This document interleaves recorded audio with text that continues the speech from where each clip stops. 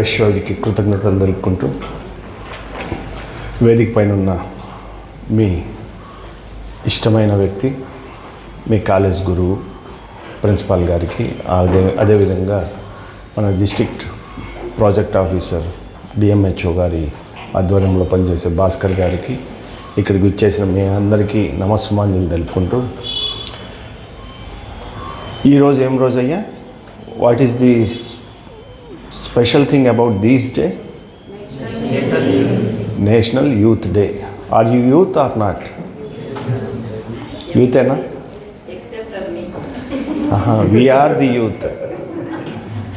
They are not the youth. We are the youth. మనము youth అని భావించాల్సిన సందర్భం వచ్చేసింది. ఫస్ట్ ఈ రోజు గురించి మాట్లాడేసుకొని నెక్స్ట్ తదిమా మాట్లాడుకుందాం. ఎందుకు ఈరోజు మనం నేషనల్ యూత్ డేగా జరుపుకుంటున్నాం? యువజనోత్సవాలు ఎందుకు చేసుకోవాలి? ముఖ్య ఉద్దేశం ఏమంటే, మనం పిల్లల్ని ఏమంటాం, మిమ్మల్ని ఏమంటాం? నేటి బాలలే రేపటి పౌరులు. అంటే ఈ మాట చెప్పిన తర్వాత నెక్స్ట్ మాట ఏం చెప్పాలంటే, నేటి బాలలే రేపటి పౌరులు, దేశం అంటే మట్టి కాదోయ్, దేశం అంటే మనుషులోయ్. ఈ రెండిటికి లింక్ ఉంది. మనం ఎప్పుడు ఆలోచించాం కదా, ఒక దేశం ఎట్లా తయారవుతుంది? భూభాగాల వల్ల తయారవుతుందా? జాగ్రఫికల్ లిమిటేషన్స్, బౌండరీస్ వల్ల తయారవుతుందా? ఎట్లా తయారవుతుంది? ఈ రెండింటిని పోల్చుకుంటే కనుక ఒక దేశం తయారు కావాలా అంటే మంచి పౌరులు ఉండాలి. మంచి పౌరులు ఉండే దాన్నే మనం దేశము అంటాం. ఊరిక ల్యాండ్ ఉందంటే దాన్ని దేశం అంటామా? భూభాగం ఉంటుంది, జాగ్రఫికల్గా ఫిజికల్ ఎగ్జిస్టెన్స్ ఉంటుంది, చాలా ఉంది కదా అట్లాంటి భూభాగం మనకి. ఒక ఊరని దేన్ని అంటాం మనం? మనుషులతో సమాగమైన ఒక ప్రదేశాన్ని మనం ఒక ఊరు అంటాం. ఒక ఇల్లని దేన్ని అంటాం? ఒక కుటుంబంతో కలిసి ఉండే ఒక ప్లేస్నే మనం ఒక నివాస గృహం అంటాం. అవునా? ఎక్కడ చూసినా సరే సింగిల్ ఇండివిజువాలిటీ లేకపోతే నథింగ్, ఇవి ఉంటే ఊరు అన్నం, కుటుంబం అన్నం, దేశం అన్నం. దేశభక్తి అన్నా కూడా ఏమి? ఇప్పుడు దీనికి కనుక అన్వయించుకుంటే దేశభక్తి అంటే ఏమి? భూమిని ప్రేమించడమా? చెట్టుని ప్రేమించడమా? భారతదేశము, భారత మాత, ఇట్స్ ఏ కాన్సెప్ట్ అంతే. కాన్సెప్చువలైజేషన్ అయ్యేటివే అవన్నీ. కానీ భారత మాతని కానీ భారతదేశాన్ని కానీ మనం ప్రేమించాలంటే మనకు ఉండాల్సిన మెయిన్ లక్షణం ఏం చెప్పండి? బ్లాంక్ ఫేసులు పెట్టారు. Try to understand. మానవత్వం ఉండాల. దానికే ఒక దేశము ఒక దేశంగా ఉండాలంటే, దేశం అంటే మట్టి కాదోయ్, దేశం అంటే మనుషులోయ్ అనిపించుకోవాలంటే మానవ సేవయే మాధవ సేవ అనుకోవాలి.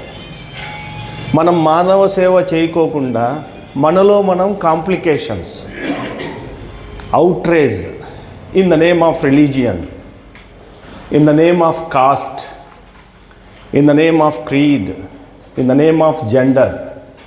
అవునా? ఉన్నాయా లేదా మనకు విద్వేషాలు? ఇప్పుడు కూడా నేను ప్రసంగం చెప్పినంతసేపు ఉత్తేజులవుతారు, మళ్ళీ బయటికి పోతున్నట్లే వీడట్లా, ఆడట్లా, ఆ మతం ఇట్లా. What is the necessity?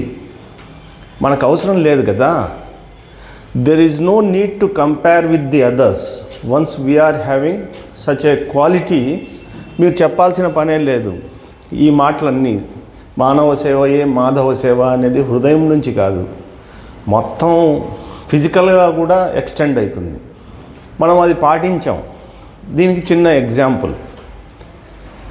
పొద్దున్నే కాలేజీకి రావాలా, సో అండ్ సో టైం అనేది ఉంది. ఎవరు మేనేజ్ చేయాలా? అది ఇంట్లోనే అక్క చెల్లెళ్ళు అన్నాదమ్ముల్లో ఉంటారు. ఎస్వి ఇంజనీరింగ్ కాలేజ్లో మార్నింగ్ 8:30కి రావాలి, మధ్యాహ్నం 1 గంట క్లాసులు అయిపోతాయి. This is the rule. ఇంట్లోనే ఇంకో పిల్లోనికో లేకపోతే అక్కకో చెల్లికో వాళ్ళ స్కూల్ 10 గంటలకు బిగిన్ అవుతుంది, సాయంత్రం 5 గంటలకు అయిపోతుంది. మనం నిద్రపోతాం, మార్నింగ్ లేయం. ఎందుకు లేయలేదు మార్నింగ్ 8:30కి స్కూల్ అంటే, వాడు 10 వరకు నిద్రపోయినాడు, నేను నిద్రపోతా అంటే సిగ్గులేనితనం కదా. ఒకరి కంపారిజన్ చేసుకొని ఇండివిజువల్గా మనం ఉండాల్సిన లక్షణాన్ని మనం పోగొట్టుకుంటున్నాం. సిగ్గుపడమా మనం? ఫోన్ చూడొద్దమ్మా, ఫోన్ చూడొద్దయ్యా అంటే వాడు చూస్తున్నాడు, నేను చూస్తా. అవునా కదా? వాడు కక్క తింటాడు, నేను తింటా అంటామా? అనం కదా, అనము కదా. అదెందుకు అనము, ఇదెందుకు అంటాం అంటే సౌకర్యాన్ని అనుభవించే స్వార్థం పెరిగిపోయింది మనకి. అదేవిధంగా ఈ గొడవలు కూడా, రిలీజియస్ గొడవలు కూడా. నీ దేవుడు వీళ్ళ దేవుడు అవుతాడా? నీ దేవుడు నీ వెనకాల దేవుడు అవుతాడా? కాడు కదా. We have to accept. మా అమ్మ నాన్న మీ అమ్మ నాన్న అవుతారా? కాదు కదా. నా కులం నీ కులం అవుతుందా? కాదు కదా. మరి కంపారిజన్ ఎందుకు? క్రిటిసిజం ఎందుకు? గొడవలు పడేది ఎందుకు? మగోడు ఆడపిల్ల అవుతుందా? ఆడబిడ్డ మగోడు అవుతాడా? కామ్ కదా. We have to admit, first admit చేయాలి that we are in existence. We are the people. We born as like this. Your birth is default. You never chosen your parents. అవునా కదా. Your siblings also default. You never choose them as a option. Your religion also default. అవునా కదా. Your gender also default. ఎన్ని defaults ఉన్నాయి? ఎక్కడన్నా మీకు option ఇచ్చాడా దేవుడు? చెప్పయ్యా, ఆప్షన్ ఇచ్చాడా? ఇచ్చాడా?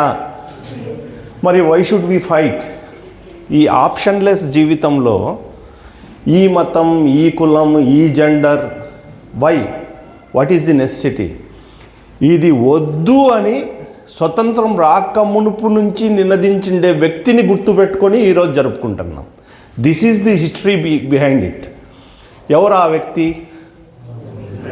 ఎవరు ఆ వ్యక్తి? స్వామి వివేకానంద. స్వామి వివేకానంద గారు ఎప్పుడు పుట్టారు చెప్పండి అన్న?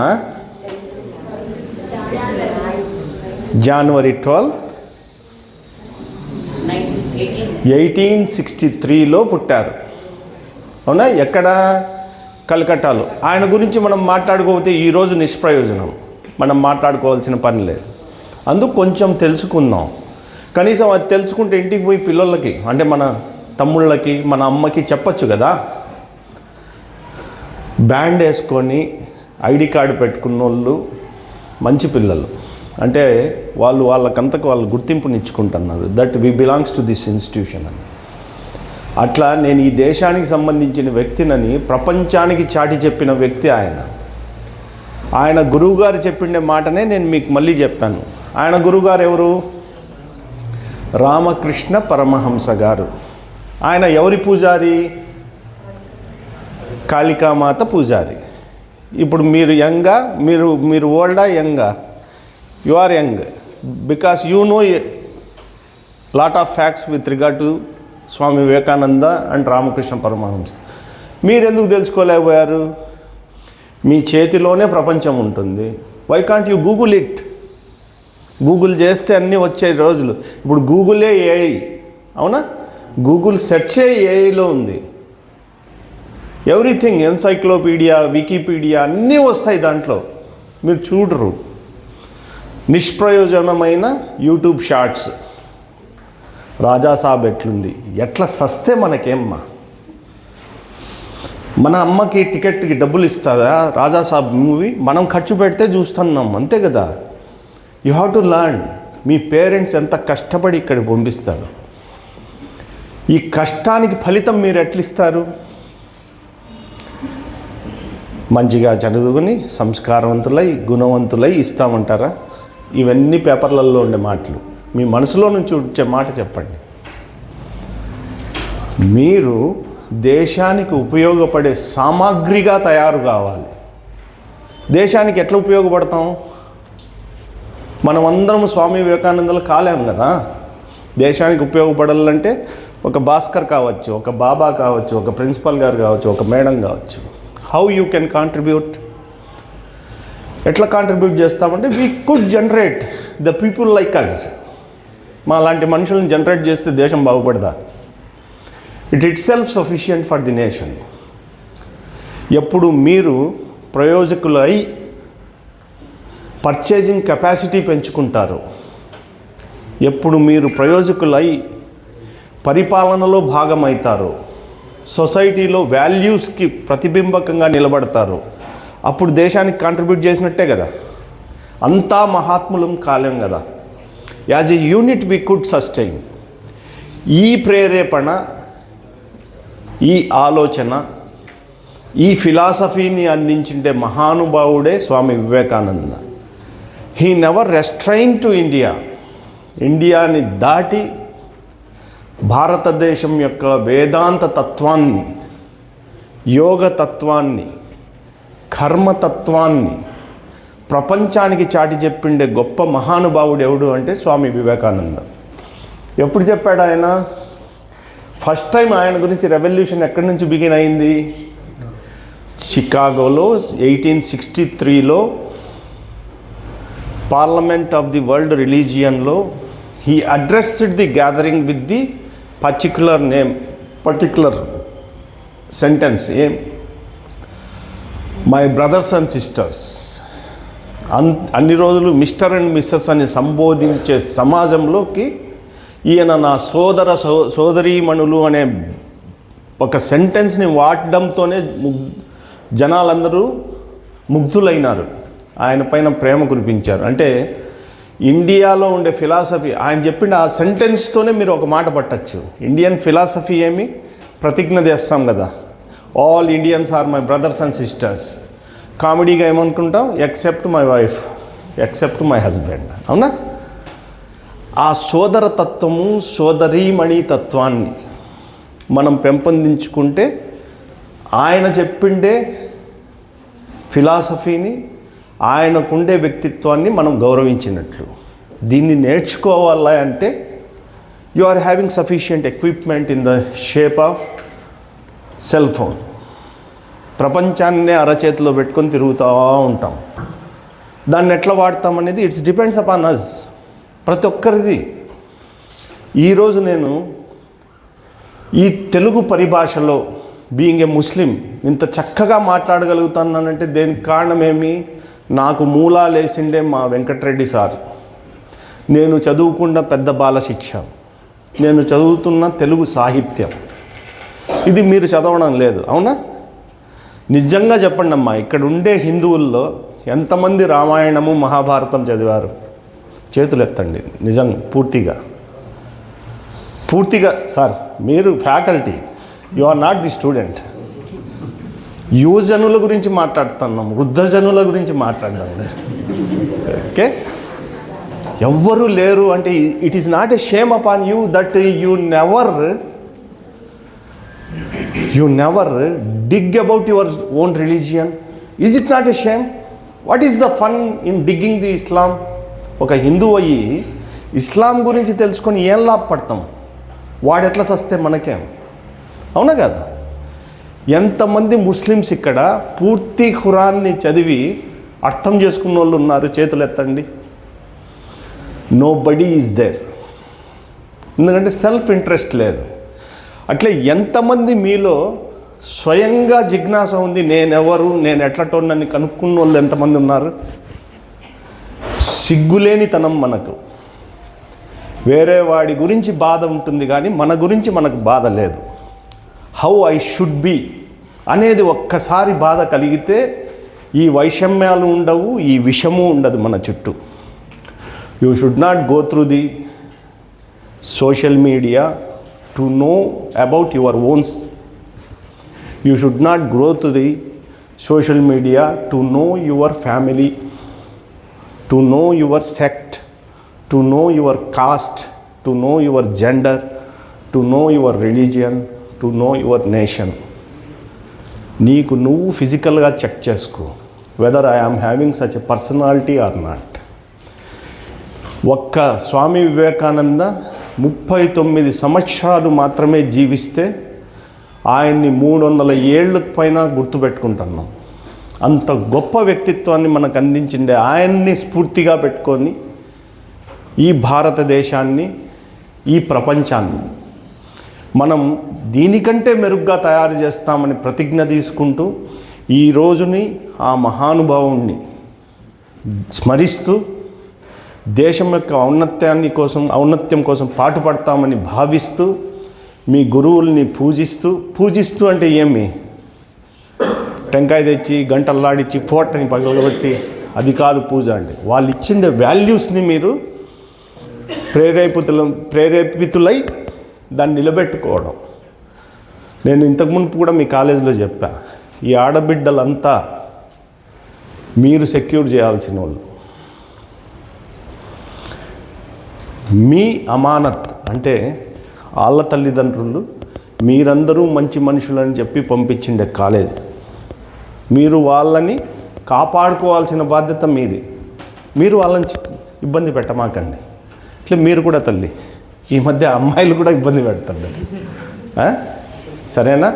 ఈ దేశాన్ని మనం మరింత ముఖాభివృద్ధిగా, మరింత గొప్ప దేశంగా మలచాలంటే ఏం చేయాలి? ప్రేమ భావాన్ని పెంచుకుంటూ మన వ్యక్తిత్వాన్ని మనం తయారు చేసుకుంటూ దేశానికి ప్రయోజకులుగా తయారవడమే ముఖ్య లక్ష్యంగా పెట్టుకొని శ్రమించండి. ఇంత చక్కటి అవకాశాన్ని ఇచ్చిండే ఆ సర్వేశ్వరుడికి, అదేవిధంగా ఇక్కడ ఈ ప్రోగ్రాం ఏర్పాటు చేసేందుకు పూర్తి సహకారం ఇచ్చిండే మీ ప్రిన్సిపాల్ గారికి, మీ ప్రిన్సిపాల్ సార్తో కూడా నేను చాలా ఇన్స్పైర్ అయ్యాను. చాలా హంబుల్ పర్సనాలిటీ, చాలా సింపుల్ పర్సనాలిటీ. ఎంత నాలెడ్జ్ ఉంటుందంటే అంత ఉంది. ఆయన దగ్గర నుంచి నేనే ఇన్స్పైర్ అయినానంటే మీరెంత కావాలో చెప్పండి. నేను ఆఫ్టర్ ఆల్ ఆయన గొప్ప వ్యక్తిత్వం ఉంది, మీరు నేర్చుకోవాలి. అదేవిధంగా మా భాస్కర్ గారికి, ఇక్కడ ఈ ప్రోగ్రాం ఏర్పాటు చేసేయండి మా ప్రేమ్ గారికి, రాజేంద్రకి, మా డ్రైవర్ సురేష్కి, ఇక్కడికి ఇచ్చేసిన మీకు అందరికీ, మీ టీచర్స్ మేడం గారు, మీకు స్టేట్ లీగల్ సర్వీస్ అథారిటీకి, మా DLSA chairman doctor C Yamini గారికి, హానరబుల్ నల్సాకి అందరికీ కృతజ్ఞతలు చెప్పుకుంటూ విరమించుకుంటున్నాను. థ్యాంక్ యూ అమ్మ.